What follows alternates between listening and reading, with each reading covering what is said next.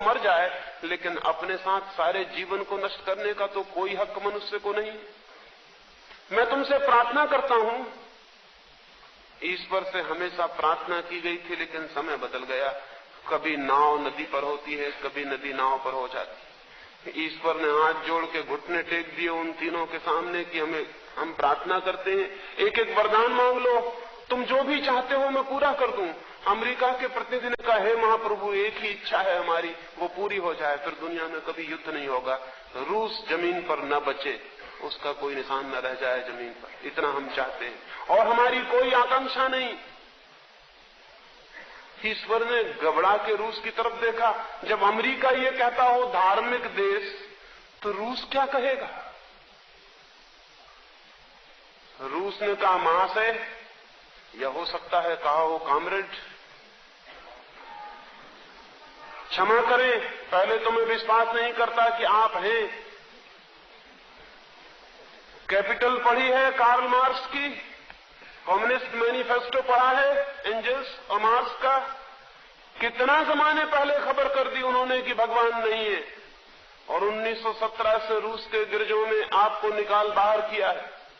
आप अब नहीं है। मुझे शक होता है कि या तो मैं वोदका शराब ज्यादा पी गया हूं, इसलिए आप दिखाई पड़ रहे हैं, और या ये भी हो सकता है कि मैं कोई सपना देख रहा हूं।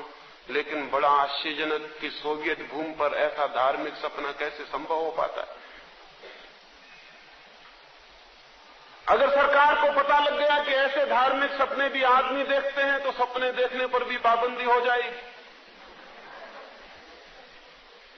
सपने देखने की स्वतंत्रता नहीं दी जा सकती आदमी को, गलत सपने देखने की स्वतंत्रता दी जा सकती। रूस में नहीं दी जा सकती, चीन में नहीं दी जा सकती। लेकिन फिर भी मैं आपसे ये कहता हूं कि हो सकता है आप हो, एक सबूत दे दें अपने होने का, तो हम आपकी पूजा फिर शुरू कर देंगे। दिए जलेंगे, धूप जलेगी, मंदिरों में पूजा होगी, घंटियां बजेंगी।